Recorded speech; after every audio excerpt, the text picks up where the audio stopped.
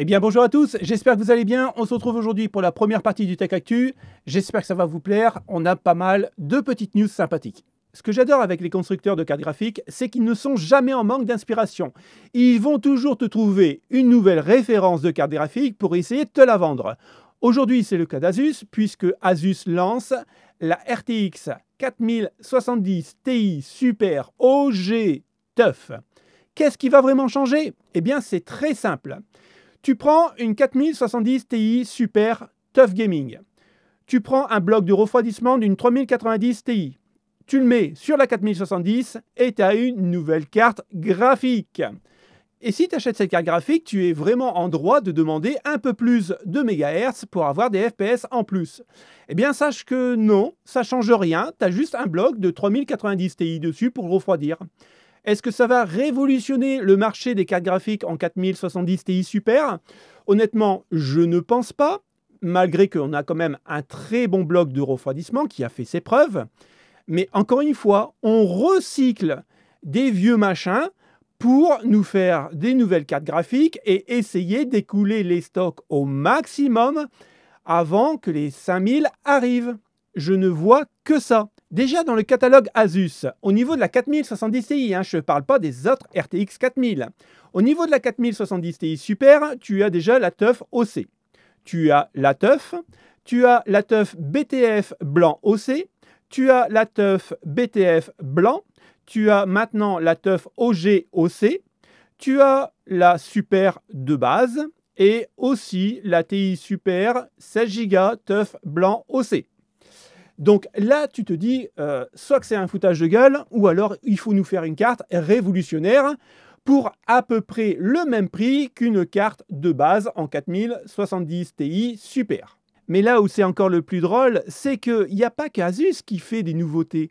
On a Gigabyte qui nous propose, alors attention, une RTX 4070 Ti Super WindForce OC Max. Et tu as tout compris, c'est le mot max qui va tout changer.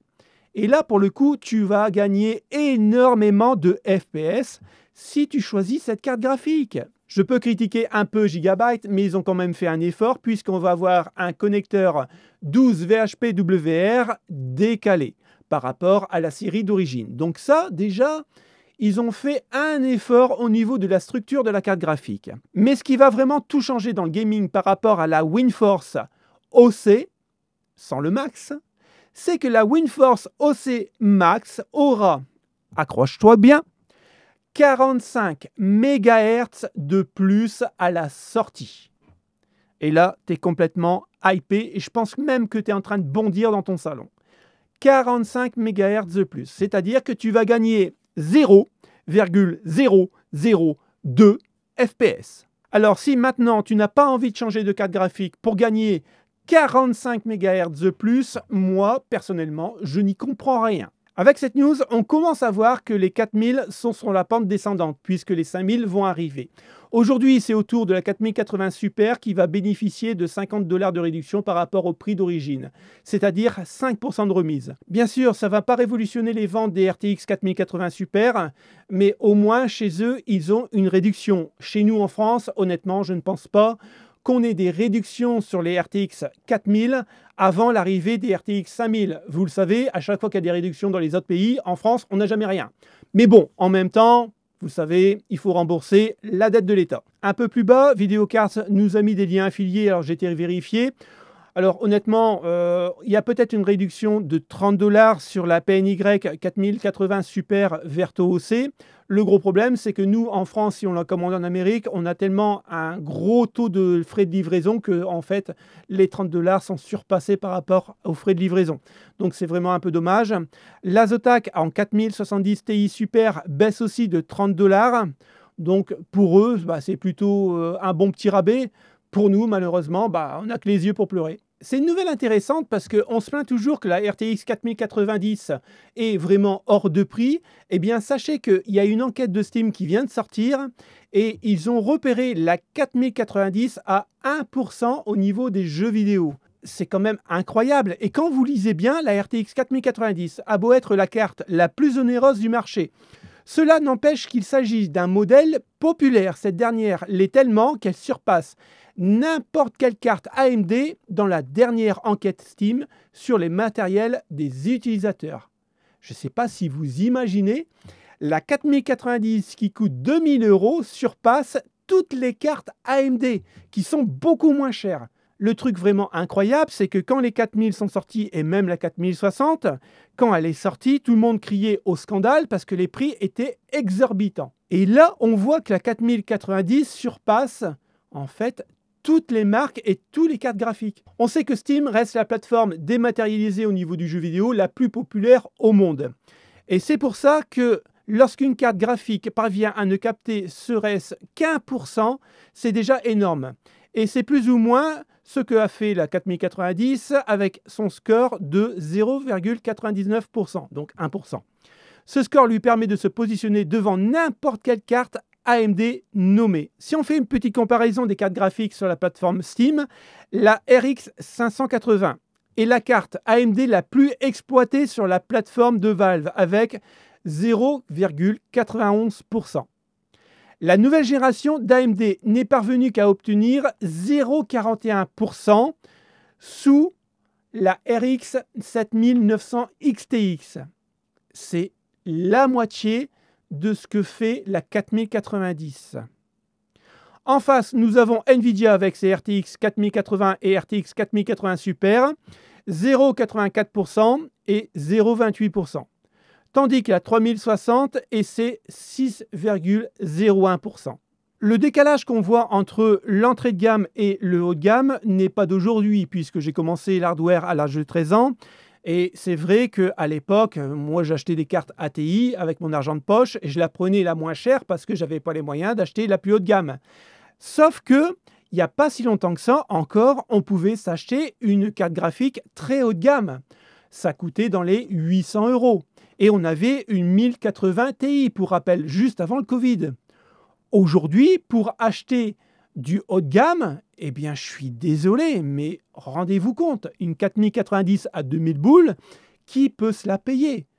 Il faut faire vraiment des très grosses concessions financières, ou alors avoir un budget illimité dans ce cas-là. Ce qui m'interpelle vraiment dans cette news, c'est que voilà, il y a encore 6% de joueurs qui ne peuvent pas acheter d'autres cartes qu'une 3060 et qu'à un certain moment, ces joueurs-là seront bloqués.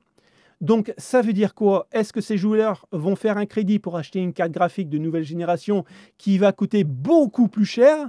Ou alors, ils vont abandonner la plateforme PC et il y aura moins de joueurs sur cette plateforme-là?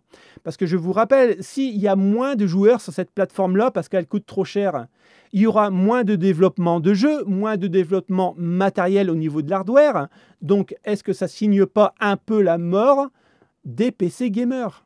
Moi, c'est ce que je me pose comme question et j'espère que vous allez me répondre en commentaire. Je ne sais pas ce que vous en pensez, mais du côté de chez Nvidia, je trouve qu'ils travaillent beaucoup plus sur la partie logicielle, donc le DLSS 4 qui devrait arriver avec les 5000, que sur la partie hardware des RTX 5000. D'ailleurs, on l'a vu la semaine dernière, ils ont baissé un peu les SM des 5000 par rapport aux SM des 4000.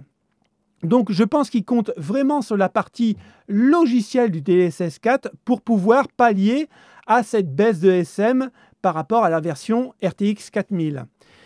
Et Jensen a été interviewé et il dit une chose qui est très intéressante. À l'avenir, nous pourrons même générer des textures des objets et les objets pourront être en basse qualité et nous pourrons les rendre beaucoup plus beaux. Alors, en gros, chez Nvidia, ils donnent la possibilité aux développeurs d'utiliser l'AI génératif dans l'étape du rendu graphique, de quoi décharger les cœurs Shredder au profit des cœurs Tensor. Pourquoi pas, du moment où ça fonctionne et que nous, on ait des performances supplémentaires par rapport à l'ancienne génération, je dis oui. Maintenant, encore une fois, on revient au débat de tout à l'heure, tout a un prix. Si les cartes ne font qu'augmenter, à un certain moment, on n'aura plus l'argent pour acheter les cartes graphiques. On a une petite photo, c'est du RTX Remix, comme vous pouvez voir à l'écran. Sur la partie gauche, la texture est d'origine et sur la partie droite, on voit que les textures ont vraiment changé et c'est beaucoup plus joli. Alors oui, ça marche, mais encore une fois, c'est un coût pour nous les gamers. Surtout le truc, c'est que quand vous avez acheté une carte à 1500 boules en RTX 4000, vous avez le DLSS 3. Le DLSS 4 va sortir avec les 5000, mais ne sera pas rétrocompatible avec les RTX 4000. Et ça, c'est vraiment dommage. En même temps, c'est ce qui va permettre de justifier le prix supplémentaire des RTX 5000 par rapport aux 4000. Mais honnêtement, je pense qu'ils ont tellement d'argent, ils auraient pu faire quand même un DLSS 4 pour les RTX 4000, qui sont de très bonnes cartes graphiques, malgré qu'elles sont trop chères. Sur la disponibilité des RTX 5000, on a tout vu. On a vu le mois de juillet, le mois d'août, reporté au mois de décembre, donc on s'est dit c'est logique, au mois de décembre les gens vont plutôt acheter puisque c'est les périodes de Noël. Pour définir, c'est reporté au début 2025. Dans le cadre de la GDDR7, je vais parler des puces Micron. Il faut savoir que ces puces-là sont 60% supérieures à la GDDR6. 60%, c'est un bond énorme. Est-ce qu'on verra vraiment avec les nouvelles RTX 5000 une grosse différence par rapport aux RTX 4000? Je l'espère. Le problème, c'est qu'ils coûtent plus cher à produire puisque c'est une nouveauté. Donc je pense que les RTX 5000, au niveau du prix, ça va flamber, quoi. La première génération de GDDR7 va tourner entre 28 et 32 gigabits par seconde, mais la seconde génération de GDDR7, elle, va atteindre 40 gigabits par seconde. Honnêtement, c'est un truc de fou, quoi. Pour la commercialisation des puces de GDDR7, il faut savoir que Enix, lui, nous dit que le premier trimestre 2025, pas de problème, les puces seront sur le marché, tandis que Micron, lui, il n'a pas vraiment de date de sortie. Donc, est-ce qu'il y aura pénurie de cartes graphiques en RTX 5000? On n'en est pas loin. Et pour terminer la première partie du Tech Actu, sachez qu'on a encore des connecteurs d'alimentation en L qui viennent de sortir, mais cette fois-ci de la marque Enix. Alors, ce que j'aime beaucoup, c'est marqué dans le titre, utilisez-les à vos propres risques. Donc, ça veut dire ce que ça veut dire. Attention, ça va peut-être cramer quand même. Alors, ils nous disent qu'on aurait droit à deux nouveaux connecteurs, un connecteur standard et un connecteur inversé. Alors, on peut le voir, il est gainé en bleu. Et apparemment, quand vous branchez ça sur votre carte graphique, il ne faut plus qu'on voit le bleu. Ça évite l'échauffement électrique et de cramer aussi la carte graphique. Alors, ce qui est vraiment marrant, c'est que si vous achetez ce connecteur, la marque vous dit qu'il faut vraiment garder les câbles d'alimentation d'origine de votre carte graphique pour pouvoir le brancher dessus et pas faire en fait un câble mode. Donc, est-ce que ça vaut vraiment le coup? C'est peut-être un peu plus esthétique, peut-être. Mais honnêtement, on n'a pas fini de parler du 12 VHP-WR. En tout cas, j'espère que la première partie du Tech Actu vous a plu. On se retrouve, nous, vendredi pour la deuxième partie. Écoutez, passez une bonne semaine, bon courage. Salut les potes, ciao, ciao.